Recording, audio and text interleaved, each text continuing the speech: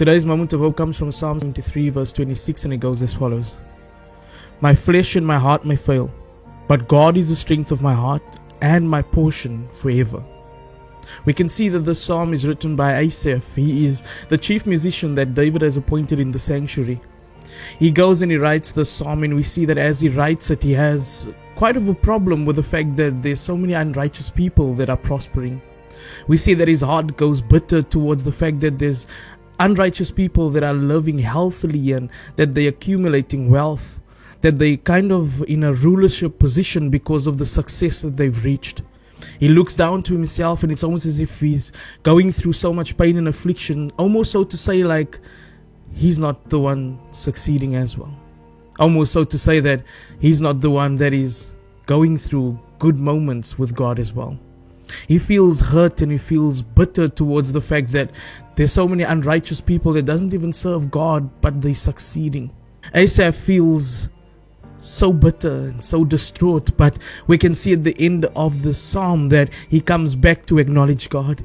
He comes back to reaffirm the fact that he depends on God, and without God that he wouldn't be in a place where he's at. That without God he would rather have God than to have the wealth of the world. He would rather have God than have everything else given to him, because God is his portion. And isn't that how we feel many times, that we look around and we see that there's so many people that are succeeding and they don't even serve God. There's so many people that are going places and doing things, and yet here we are and we feel like, God, have you forgotten about us?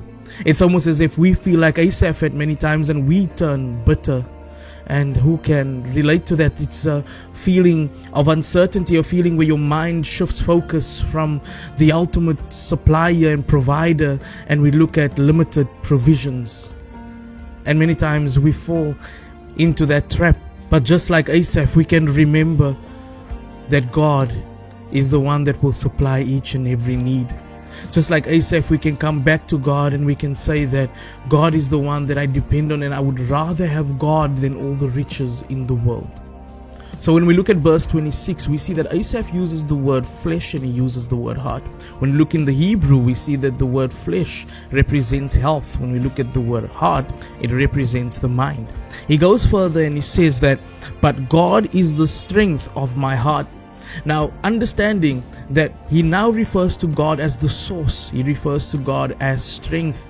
So strength is the result by God being the source of his mind.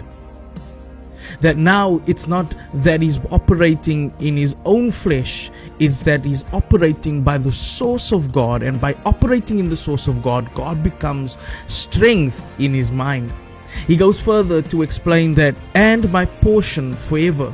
When we look at the word portion, we see that one of the definitions of it in Hebrew is possession. He's not speaking about possession in the sense of him being under the control of, but that he is possessing. That God is his treasure. That God is the one that he adores, and God is the one that he loves.